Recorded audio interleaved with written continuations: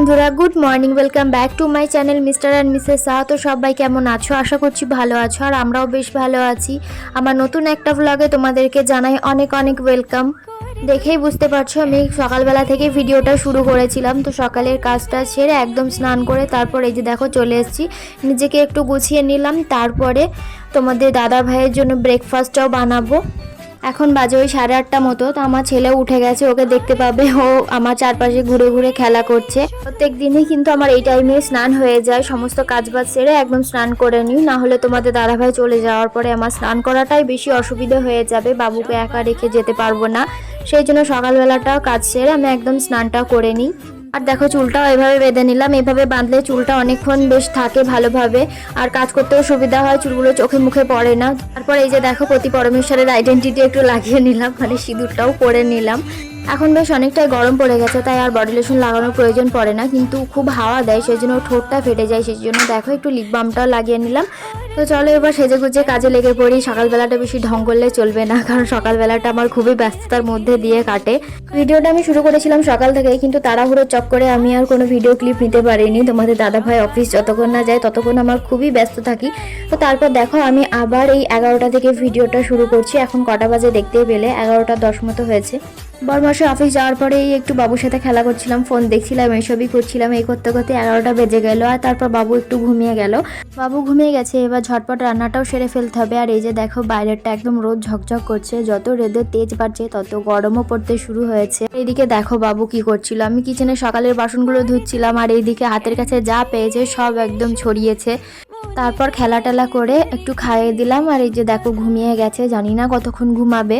তো চলো ততক্ষণে রান্নাটাও সেরে ফেলার চেষ্টা করি। তো ফার্স্টে ভাতটা চাপিয়ে দিলাম, তারপর সবজি কাটাকুটি করব, ততক্ষণে ভাতটাও হয়ে যাবে। আর এই ভাত না বেশিক্ষণ হতে টাইম লাগে না। রান্নায় আজকে শুধু চিকেন আর ভাত করব। তো চিকেনটা আলু দিয়ে পাতলা করে ঝোল বানাবো। তোমাদের দাদাভাই অফিস যাওয়ার আগে একটু টাইম ছিল, তাই বললাম যে চিকেন এনে দাও একটু, তাই সে এনে দিয়ে তারপর অফিস গেল।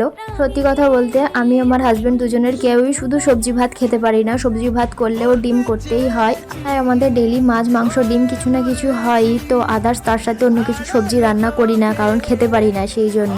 তো এই যে দেখো চিকেন রান্নার জন্য আমার আলু পেঁয়াজ টমেটো কাটা হয়ে গেছে। আর তারপর এই যে কিছুটা ফল ছাড়িয়ে নিয়েছি, এখানে বেদানা বিট আর গাজর রয়েছে, এটাকে এবার জুস বানাবো।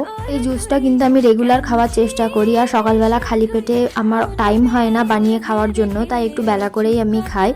শুনেছি বিটের জুস খাওয়াটা খুবই উপকার দেয়, তবে আমিও কিছুদিন থেকে এই জুসটা খাচ্ছি। তো খাওয়ার পর কিছুটা হলেও আমি রেজাল্ট পেয়েছি। রেজাল্ট বলতে এই ধরো ঠিকঠাক পিরিয়ডস হওয়া, আর স্কিনেও কিন্তু অনেকটা ইফেক্ট বোঝা যায়। জুসটা খেতেও কিন্তু মন্দ লাগে না, তো আমার বেশ ভালোই লাগে, সেই জন্য আমি কন্টিনিউ খাওয়ার চেষ্টা করি। আর এই যে দেখো আমার ছেলে কিন্তু ঘুম থেকে উঠে গেছে, ও কিন্তু আজকে বেশিক্ষণ ঘুমায়নি। তো বাবুকেও একটু জুসটা খাইয়ে দিলাম, বাবু একটু জুসটা খেলো, তারপর বাকি জুসটা আমি খেয়ে নিলাম। বাবুও কিন্তু এই জুসটা বেশ খেয়ে নেয়, ওরও ভালোই লাগে। এদিকে আমি রান্না বসিয়ে দিয়েছি, ভাতটাও প্রায় হয়ে গেছে, আর বাবু আজকে বেশিক্ষণ ঘুমালোই না, তো ওকে নিয়ে রান্না করতে হবে। রান্নাটা করতে করতে বাবুকে এদিকে আমি স্নান করিয়ে দিয়েছি। তো স্নান টান করিয়ে এসে দেখো এখন ওকে তেল মাখিয়ে দিচ্ছি। বাবুকে এখন ডাইপার পরিয়ে রেখেছি, কারণ বাবু আজকে বারবার পটি করছে। তো সবাই বলে নাকি যে নতুন দাঁত আসলে বাচ্চারা বেশি পটি করে, একদম জলের মতো পটি করছে বাবু, সেই জন্যই ডাইপারটা পরিয়ে রেখেছি। না হলে দিনের বেলা বাবুকে আমি ডাইপার পরাই না, একদম রাত্রের বেলায় ঘুমানোর সময় শুধু ডাইপার ইউজ করি। এখন বাবুকে নিয়ে কাজ করতে আমার অতটাও প্রবলেম হয় না, কারণ বাবু যেহেতু হাঁটতে শিখে গেছে, তো ও এঘর ওঘর করে ঘুরে ঘুরে বেড়ায়, খেলা করে, তো ওকে নিয়ে অতটা আমার আর অসুবিধা হয় না। যখন এসেছিলাম তখন বাবু ঠিক করে বসতেও পারতো না, সে কোলে নিয়েই থাকতে হতো, তো তখন আমার সত্যিই খুবই কষ্ট হয়েছে। এখন বাবুকে নিয়ে শুধু বাথরুমের কাজ, মানে ধরো নিজে ফ্রেশ হওয়া, জামা কাপড় ধোয়া, এগুলো করা যায় না, কারণ বাথরুমের জলের আওয়াজ পেলেই বাবু দৌড়ে বাথরুম চলে যায়। আমার রান্নাও হয়ে গেছে, এবার বাবুকে ভাত খাওয়াবো, বাবুকেও রেডি করিয়ে দিয়েছি। আর দেখো খেলা করছে, হাতে লাঠি নিয়ে দাদাগিরি দেখাচ্ছে। আর এই যে দেখো বাবুকেও খাওয়াতে বসে গেছে। আর বাচ্চাকে খাওয়ানো তো মুখের কথা নয়, যাদের বেবি হয়েছে তারা তো জানোই, বাচ্চাকে খাওয়ানো মানে যুদ্ধের সমান, সেই দৌড়ে দৌড়ে চলে যাচ্ছে, আবার সে ধরে এনে খাওয়াতে হচ্ছে। তো এইভাবেই ওকে খাওয়াতে হয়। যাতে এক জায়গায় বসিয়ে খাওয়াতে পারি তার জন্য আমি ফোনও চালিয়ে দিয়েছি, কিন্তু ও ফোন দেখবে না, একবার করে ফোন দেখছে আবার চলে যাচ্ছে। তো যাই হোক, কোনো রকমে খাওয়ানো কমপ্লিট হলো। তারপর এই যে দেখো বসেছিলাম, আর বাবু দেখো কীরকম আমার মাথায় বাড়ি মারছে, তো ওইভাবে ও খেলা করছিল। আমরা তোমাদের দাদাভাইয়ের জন্য অপেক্ষা করছিলাম। বাবুকে ঘুম পাড়ায়নি, কারণ এখন ঘুমিয়ে গেলে তোমাদের দাদাভাই আস্তে আস্তে ও উঠে পড়বে, তারপর আর আমাদেরকে ঘুমাতে দেবে না। সেই জন্য বাবুর সাথে বসে একটু খেলা করছিলাম। দুষ্টুমি যদি সারাদিনে দেখতে থাকো আর মুখের অ্যাক্টিং যদি দেখো, শুধু হাসতে থাকবে। বাচ্চাদের এই দুষ্টুমিগুলো দেখতে কিন্তু খুব ভালো লাগে। আর এই যে দেখো তোমাদের দাদা ভাইও চলে এসছে, ওই যে দেখো স্কুটি লাগানো আছে। তো দুপুরে খাওয়া দাওয়া করে রেস্ট করে এই যে দেখো বিকেলবেলা রেডি হয়ে একটু পার্কে যাব। তোমাদের দাদা ভাই আবার অফিস চলে গেছে। বিকেলবেলাটা পার্কে সবাই থাকে, তাই একটু ঠিকঠাক হয়ে বেরোতে হয়, না হলে কেমন যেন লাগে। বাবুকে ডেলি বিকেলবেলাটা একটু পার্কে নিয়ে আসি, আর এখন যেহেতু হাঁটতে শিখেছে তো নিজেই খেলা করে। তবুও আমি ওকে একা ছাড়ি না, ওর পিছন পিছনেই আমি থাকি, কারণ পার্কের জায়গাটা সমান না, সেই জন্য যদি পড়ে টরে যাই। আর বিকেলবেলাটা পার্কে খেলা করতে পেরে বাবু খুবই খুশি হয়। তারপর পার্ক থেকে ঘুরে রুমে এসে আমি তো অবাক, এই যে দেখো আমার কোয়ার্টারের কি অবস্থা হয়েছে। চলো দেখাই কি হয়েছে। এই যে দেখো বাথরুমের সামনে সিলিং থেকে অনেকটাই বড় একটা অংশ এইভাবে ছেড়ে পড়েছে। আমি তো দেখে ভয় পেয়ে গিয়েছি, আর ভাগ্য ভালো যে এটা বাথরুমের সামনে হয়েছে, এটা ঘরের অন্য কোনো জায়গায় হয়নি, কারণ আমার ছেলে এখন সারা ঘর ঘুরে খেলা করে, তো কখন কি হয় সত্যি ভয় পেয়ে গিয়েছিলাম। আর এটা যখন হয়েছে আমি আমার ছেলে বাইরে পার্কে ছিলাম, তো এসে দেখি এই অবস্থা। তো একেই বলে সরকারি কোয়ার্টার, দেখতেই পাচ্ছ কি অবস্থা সরকারি কোয়ার্টারের। অনেকের কোয়ার্টারে এরকম হয় বলে শুনেছি, কিন্তু আমার কোয়ার্টারে এই প্রথমবার হলো। আর আমার ঘরে যেহেতু ছোট বাচ্চা আছে, এখানে ওখানে খেলা করে, তো এটা দেখার পর আমার মনে একটা ভয় থেকেই গেল। তো যাই হোক, এই যে দেখো আমি একটু পরিষ্কার করে রাখলাম, এখন এগুলো উঠালাম না, কারণ বাবু আছে, ওকে নিয়ে এখন সম্ভব না। সেই জন্য আমি শুধু ঝাড়ু মেরে একটু পরিষ্কার করে রাখলাম। তোমাদের দাদাভাই এসে এটা উঠিয়ে ফেলে দেবে। আর আমি যদি এটাকে এখন এইভাবে না রাখি, বাবু এসে একদম ধুলো ঘাটার মতো ঘাটতে শুরু করে দেবে, আরোই ছড়িয়ে দেবে বা মুখে নেবে। আজকে সন্ধ্যাবেলা হাজব্যান্ডের অফিসের থেকে পার্টি রয়েছে, তাই ও আর রাত্রে খাবে না। সেই জন্য দেখো দিনের বেলা যেহেতু চিকেন করেছিলাম, তো আমি এই যে বিকেলবেলাতে একটু আটা মাখিয়ে রেখে দিয়ে গেছিলাম আমার জন্য, রাত্রে রুটি বানাবো তাই। ছেলেও সন্ধ্যাবেলায় যে দেখো খেলা করে এসে ঘুমিয়ে গেছে, ওকে হাত পা ধুয়ে দিয়েছি, ও জামা চেঞ্জ করে দিয়েছি। তারপর এখন ছেলে ঘুমাচ্ছে, আর আমি এই যে একটু চা খেতে বসলাম। আমাদের দাদাভাই কিন্তু চলে গেছে অফিসে, আমি এখন চাটা খেয়ে তারপর ড্রেস চেঞ্জ করে যাব রুটি বানাতে।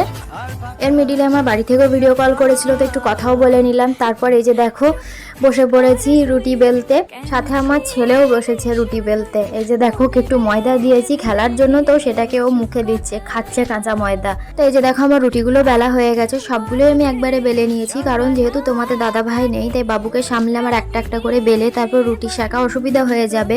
আর আমি রান্নাঘরে বেশিক্ষণ থাকলে বাবু গিয়ে সে পায়ের কাছে গিয়ে পা ধরে দাঁড়িয়ে থাকে কোলে ওঠার জন্য, না হলে ওর সাথে খেলার জন্য। সেই জন্য আমি এখানে রুটিটা বেলে তারপর গিয়ে ফটাফট সেঁকে নিব। বাবুকে রান্নাঘরে একটু কমই নিয়ে যাওয়ার চেষ্টা করি, তার উপর আবার গরম পড়ছে। আর তোমরা ভেবো না একা খাবো, তো এতগুলো রুটি কেন বানাচ্ছি, এতগুলো রুটি কি আমি একাই খাবো? আসলে একটু বেশি করে বানিয়ে রাখলাম, আমি 2 কি 3টে খাবো, আর বাকিটা কালকে সকালে চা দিয়ে খাওয়া হবে, সেই জন্য একটু বেশি করে বানিয়ে রাখলাম। এখন রুটি বানাতে গেলে আমি একটা কথা ভাবি যে একটা সময় আমি রুটি বানাতেই পারতাম না, রুটির ময়দাটাও আমি মাখাতে পারতাম না।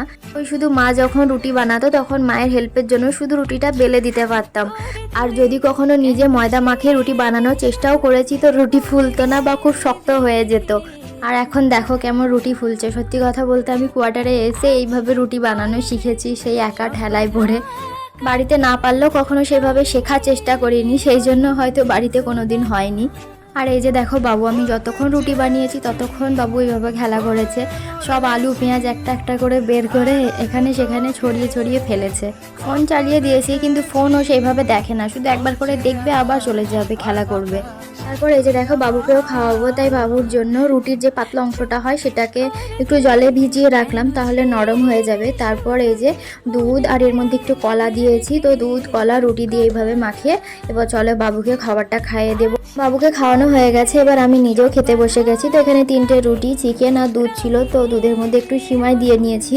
তো চলো ফটাফট আমিও খেয়ে নিই। তোমাদের দাদাভাই কিন্তু এখনও আসেনি, আর ওর কতটা দেরি হবে এখন ঠিক নেই, তাই ও ফোন করে বলে দিয়েছে খেয়ে দিয়ে শুয়ে পড়বে। সেই জন্য দেখো খাওয়া দাওয়া করে নিলাম, আর খেয়ে দিয়ে এই যে দেখো বাবুকে নিয়ে বিছানায় শোয়ার জন্য চলে এসেছি।